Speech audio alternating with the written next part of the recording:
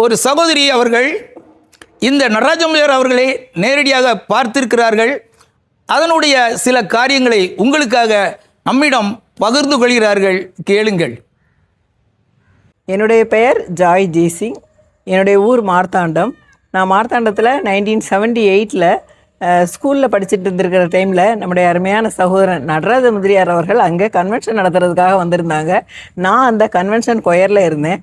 அவரோட ஒரே மேடையில் பின்னால் உட்காந்துருந்தேன். அப்போ கூட்டம் ஒரு 9 மணி அளவில் கூட்டம் முடிவடையும்.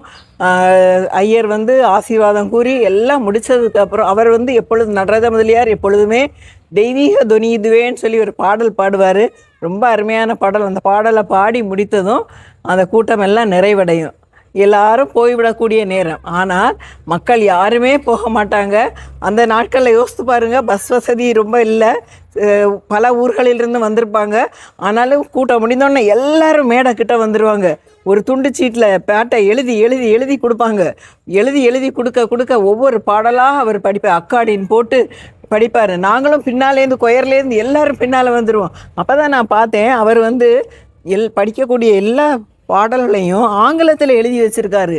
அதை எனக்கு தெரியவே செய்யாது. அவர் ஆங்கிலத்தில் எழுதி தான் தமிழில் பாடுறாருன்னு தெரியாத அளவுக்கு அவ்வளவு ஃப்ளூவெண்ட்டாக அழகாக தமிழில் பாடுவார். இவ்வளோ அருமையான ஒரு தேவ ஊழியருடைய இருந்த அதே மேடையில் இருந்து நானும் அந்த காட்சியை பார்க்கக்கூடிய வாய்ப்பை தேவன் எனக்கு கொடுத்ததற்காக அவரை நன்றியோடு ஸ்தோத்திரிக்கிறேன்.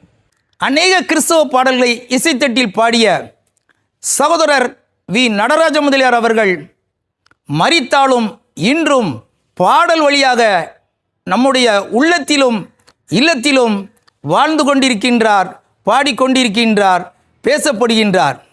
நன்றி. God bless you.